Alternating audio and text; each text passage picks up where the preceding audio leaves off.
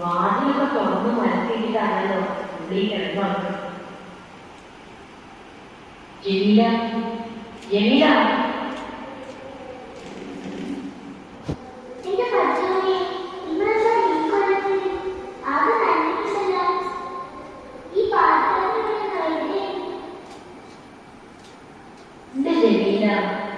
ഇവിടെ തക്കാളി പൂവഴം കിട്ടാനില്ലേ?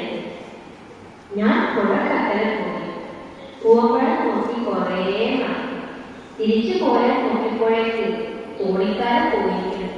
ഈ ചൊറ്റക്കാണല്ലോ നോക്കപ്പോ പുഴ നീക്കിന്ന് പോകും. നല്ല ഉറപ്പുണ്ട്, കുറേ വിളിക്കും.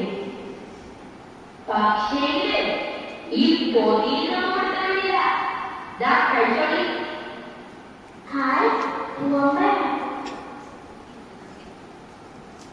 ഇതെന്താ? ഓറഞ്ച് പൂവമ്പഴത്തേക്കാൾ നല്ലതാ. എനിക്ക് വേണ്ട.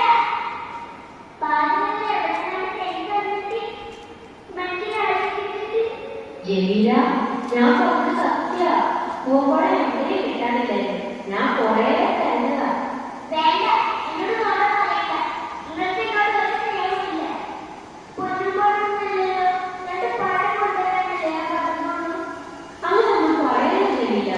നീ ഓറഞ്ച് കഴിക്കും. ഞാൻ കഷ്ടപ്പെട്ട് കൊണ്ടുവന്നെ.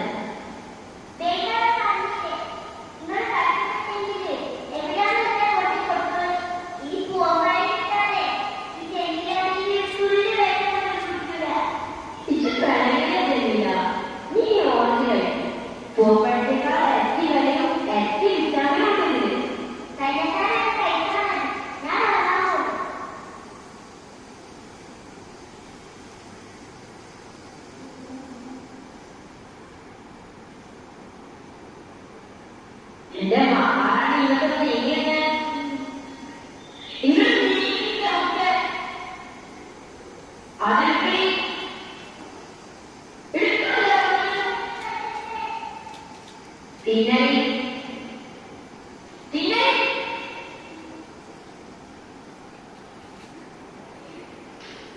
അങ്ങനെയല്ല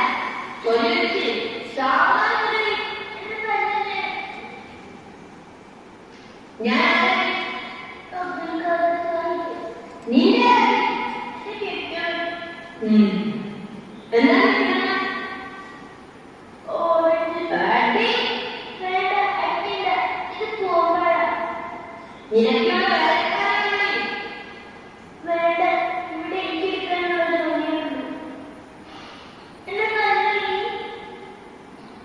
എന്താണ്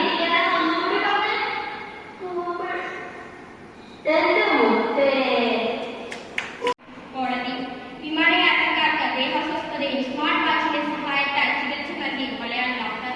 സർക്കാരിന്റെ ഹൈക്കോടതിയുടെ നിർദ്ദേശം ഉച്ചഭക്ഷണത്തിനായുള്ള തുക എങ്ങനെ വിനിയോഗിക്കാമെന്ന് വ്യക്തമാക്കണം.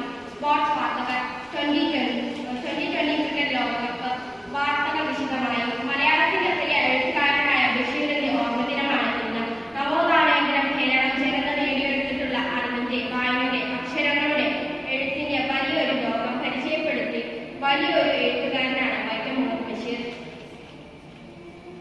അധ്യാപകർക്ക് കുട്ടികളെ ശിക്ഷിക്കാം. കോടതി. കുട്ടികളുടെ നന്മയും അച്ചടക്കവും ലക്ഷ്യമാക്കി അധ്യാപകർ വിദ്യാർത്ഥികളെ ശിക്ഷിക്കുന്നത് കുറ്റമായി കരുതലായെന്ന് ഹൈക്കോടതി. കുട്ടികളെ സ്കൂളിൽ അയക്കുമ്പോൾ അച്ചടക്കം നടപ്പാക്കാൻ നേരായ രീതിയിൽ അവരെ നയിക്കാനും അധ്യാപകർക്ക് മാതാപിതാക്കളെ പരോക്ഷമായി അധികാരം നൽകുന്നുണ്ടെന്ന് മുൻ ഉത്തരവാദിത്തങ്ങൾ ചൂണ്ടിലാക്കി ഹൈക്കോടതി വിധി.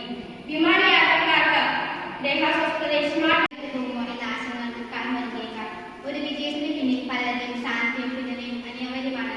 അവർക്ക് നിന്ന് ഒരാൾക്ക് തെറ്റ് വന്നാൽ ഒരുമിച്ച് നിൽക്കാനുള്ള മനസ്സ് എല്ലാവർക്കും ഉണ്ടെങ്കിൽ ഒത്തൊരുമിച്ച് പ്രവർത്തിച്ചാൽ ഒന്നും നമുക്ക് നഷ്ടമാകില്ല. കളിക്കാരന്റെ പ്രതിഫലം വിജയം തന്നെയായിരിക്കും. ഓരോ ലക്ഷ്യത്തിലേക്ക് ഒന്നിലധികം പേരുണ്ടെങ്കിൽ അവരെ ചേർത്ത് നിർത്താൻ സാധിക്കട്ടെ. എല്ലാ ഘടകങ്ങളും നമുക്ക് അനുകൂലമായി മാറുക തന്നെ ചെയ്യും. ശുഭദിനം. പൈസ കോട്ടയം ജില്ലയിലെ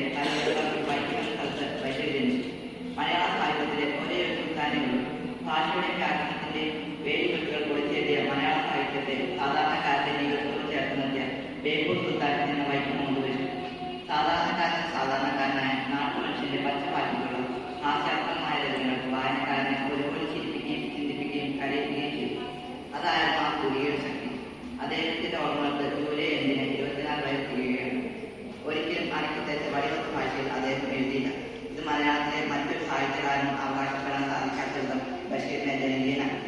തൻ്റേത് മാത്രമായ വാക്കും ശൈലികളുമായിരുന്നു ബഷീറിന്റെ സവിശേഷത. അതുകൊണ്ട് തന്നെ അദ്ദേഹത്തിന്റെ രചനാരീതി ബഷീറിൻ ശൈലിയിൽ തന്നെ അറിയപ്പെട്ടു. ബാല്യകാലസഖി, പാത്തുമ്മയുടെ ആട്, പ്രേമലേഖൻ, മതിലുകൾ, ശബ്ദങ്ങൾ, തുപ്പുപാട്ട്, റാണിയിടാനും, പാവപ്പെട്ടവരുടെ വേശ്യ, വിഡ്ഢികളുടെ സ്വന്തം എന്നിങ്ങനെ മലയാളി എന്നും ഓർമ്മിക്കുന്ന രചന നാട്ടുകൂടി.